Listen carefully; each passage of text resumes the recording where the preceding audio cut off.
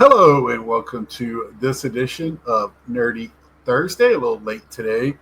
Come home, thankfully, some sales that I had to package. So it's just the way it goes sometimes. And I want to do this Wednesday, just didn't feel like it. And I usually package it to get out early Thursday morning, but we'll have it. And this is just going to be non video games that I picked up mostly from this place called McKay's. It's a secondhand store we have here, one in Winston, one in Mibben. I think I say that right, Mabane. Nashville, I think there's one. There's like four or five right here, and it's along a corridor. If you look at it, it's a straight shot. Uh, you can get to all of them, I think, in a day. They had a thing where last year, if you went to them all in a day, you got like a $50 coupon for their store. I almost tried it, but I had other things to do, like not do that. So, uh, yeah, let's just get to it. So first is going to be, I didn't know whether to keep this for video games or what, because it's PSP, some movies, Van Wilder. I just love picking up PSP movies and games. Coach Carter, and then I picked up a Blu-ray here, Son of Batman. I've been looking more and more into this line of comics. I think I'm going to have to jump into that and maybe start even reading. I got to get to reading what I already have. I've talked about this before, picking up these like five movies on one disc. Uh, Probably my gums or something I lied today, or lips. So this is five war movies. Nothing huge. I don't even know if I'm really. I've seen The Prisoner. The rest of them, I don't think I've ever seen them. And man, Saturdays, westerns and war movies on USA Network.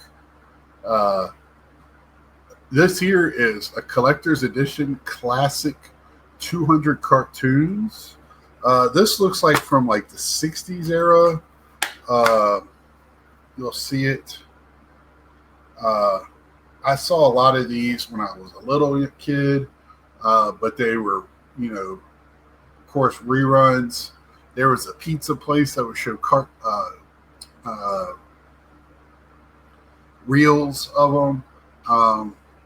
But yeah, I think Woody Woodpecker is classic. So, Mighty Mouse, Betty Boop, Three Stooges. So I thought that was pretty cool. I love my cartoons.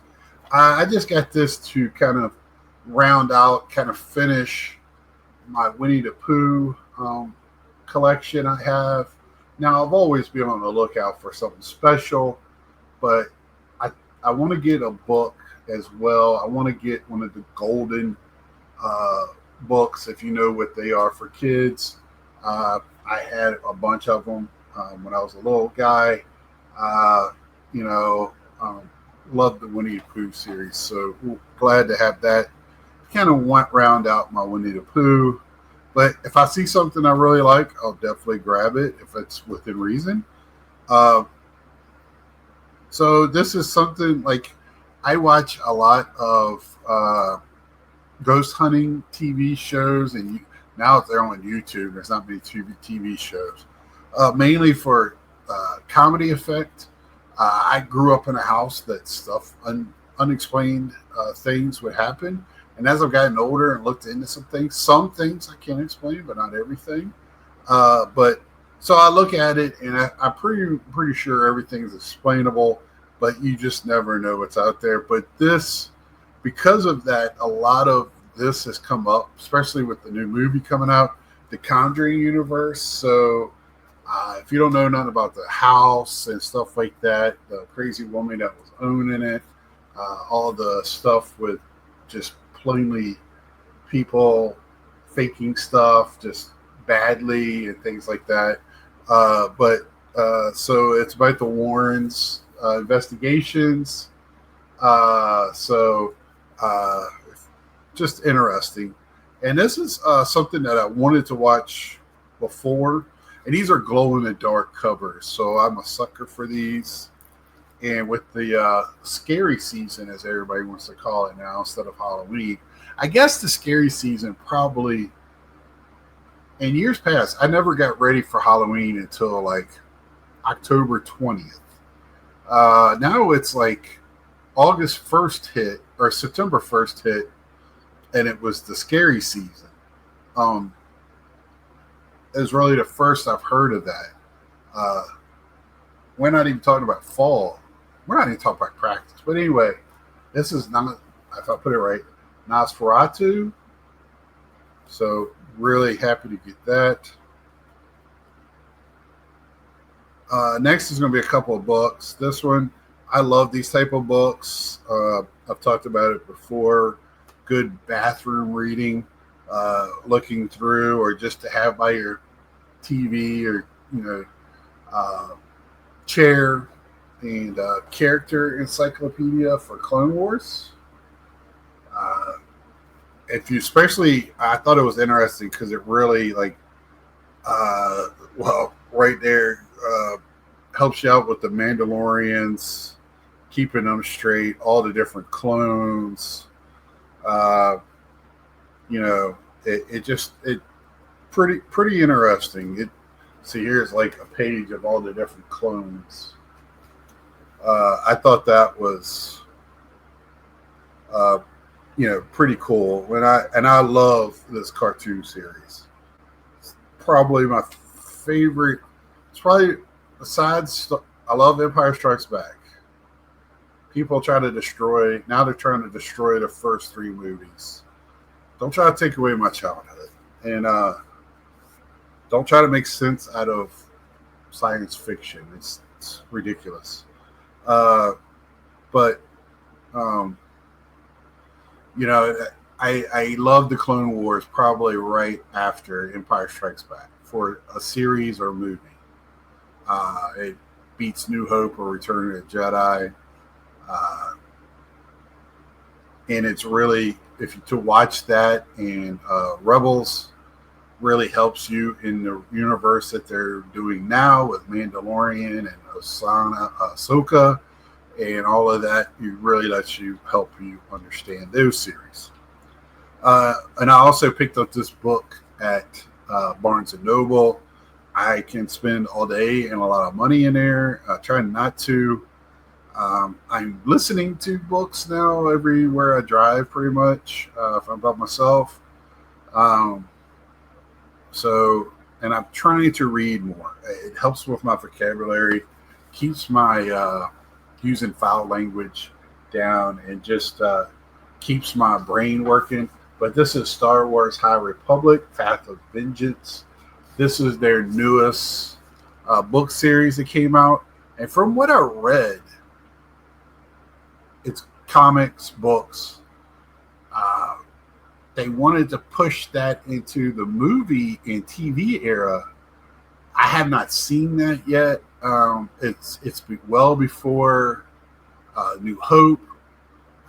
It's even the comics that I read. I haven't read one of the books yet, but the comics that I read, it's before the Sith. They're fighting the Nil or the Nile, like Nihl, which without hearing anybody pronounce it, when I read it, I'm kind of pronouncing it in my head. I think it's the Nile. It might be Nil. I don't know. And a pretty ruthless gangster, pretty much organization. So really unique. The only thing I don't. So in the legends, the old, I don't know how far back. I think it's supposed to be 100 years before New Hope. So Yoda is alive. Yoda is part of it. But lightsabers at one point had to have an energy pack, like a battery.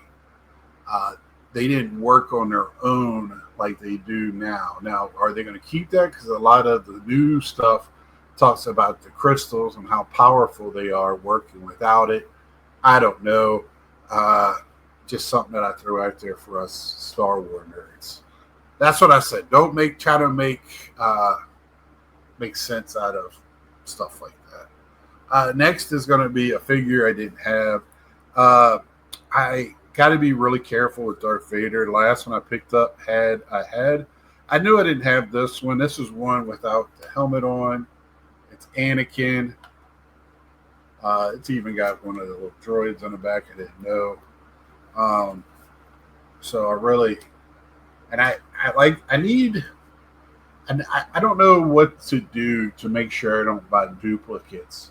If anybody knows if there is like a chart out there or something that I know, like I could check off different backs and stuff that I need, uh, like for Stormtroopers and Darth Vader, that's the two. But Ahsoka, I know I'm missing one right now. Uh, I'm missing her season one outfit. I have the season two one. Um, so, and I can get it online. It's just, it takes the fun out of it. This one here, I picked up, and I don't know how old this is because I thought they stopped making this person's stuff. Cara Dune, which I loved this character. I thought she played it well. It's damaged on the bottom, but I've never seen this one. It's on a retro backing, which I thought was after they let her go. I don't 100% agree with what they did to her as a human being, but it's their company. There's consequences to what we do and say and our actions. So there you have it. Don't have to agree with it. I'm not Disney. Wish I had some money in it. The next two things are Batman. I thought these were pretty cool. I saw this one and it was damaged, and I saw another one and I picked it up. So this is 1/64 scale die-cast model kit. It's not much of a model, but there you have it. It's made by Johnny Lightning. So they are over, most of the time they make cars of like cars that are in like TV shows and movies and cartoons. So I have some Johnny Lightning stuff because I like to pick up vehicles. I've always talked about how, not always, but I've talked about before how vehicles are just as much as a character as any other character, a living, breathing character in a show. So I like to pick up the vehicles. I have a kit. I have a Tommy Boy car, Die Another Day car, and I have a Thundercats. Had the Scooby-Doo in my hand, the Mystery Mobile, a couple of weeks ago at a show, and I put it down for some reason. I'm going to get it, and I forgot all about it. But I got another one, the Bat Gyro. Now these are from this is from the 30s. The other one's from the 60s. I don't know where I'm trying to put this at. The camera's right here in front of me. So I am a huge 66 fan. But this would be well before, that. I like anything before mostly the older stuff, the original detective series stuff. I just find that stuff fascinating. But yeah. And then lastly, they had these. They had three of the set there. Not in the greatest of condition. You can tell these were not always kept in the box. They've been put back in the box. So I have a problem when they call it complete in box. If it's been unboxed and boxed. I know there's a thing called sealed in box and complete in box. Complete in box just means all the parts are there. But, it's not bad condition. And I will display this one since it has been opened.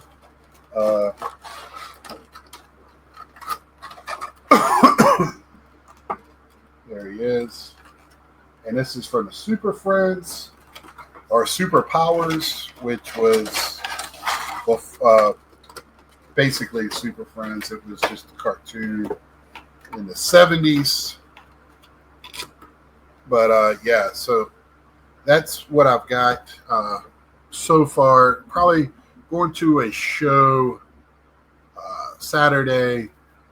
For people that are new to my channel, it's a collector's show. We have a lot of those in this area. And when I go to shows like that, most of the time, and I think this is what I take $200 and I do what I see what I can do with it. If it's one thing, but I usually walk around, I really scrutinize over what I'm going to get. It helps with my FOMO. It just helps me, realize I don't need everything, and I don't have a lot of money to spend, and I like to keep my money for the national card show and that whole week that I'm gone. So I try to keep as much money as I can for that, and sometimes when I go to bigger shows, so I did go to a gaming convention earlier this year. Before the national, and I took about $1,000 with me there. I try to be as transparent as possible because I talk about not really thrifting, but just making my money work for me and last. Because I really don't resell this type of stuff other than going to McKay's just trading in stuff. It's just a headache packaging. I sold some wrestling figures when I first moved here about 3 years ago. That worked out pretty well, but it's just a headache. You're worried about it. It's easier to package baseball cards, like stuff like that. But I'm going to that show. Now I could always go to my, if it's something that I feel like I can't leave without it, whatever. But I have only done that at one show in probably 5 years, where I went to the ATM to get money out because I think I bought something and then saw something else. I think that's what happened, and it was a Roberto Clemente piece. I just couldn't leave it there because I'd never seen it. It was tough to get a pricing on it. Just back there. It's like one of those iron ones or rub ones, a bigger one. Of course, I talked to Mangini. He had one, and talking to those guys.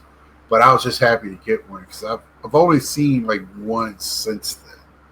So but it's a collector's. It's 500 tables.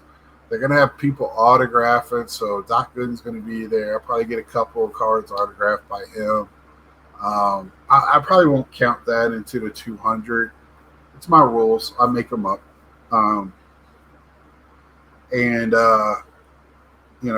So they'll have, what I wanted to say was they'll have trading cards of all kinds, video games, which I don't think there'll be many at. And usually there's not many at these, and toys.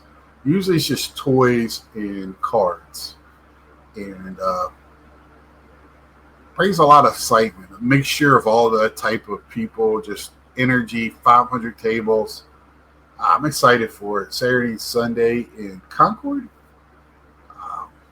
So I'm looking forward to it. Try to get down there early. Probably spend a little bit of time if it's that many tables. Try to get some footage for it and see what happens. So until Saturday, like, share, tell a friend. Thank you for all my new subscribers. I really appreciate y'all. Much love goes out to each and every one of y'all and to everyone out there in this crazy world we got going on. Please don't be divided. Stay together as one. Until next time, see ya.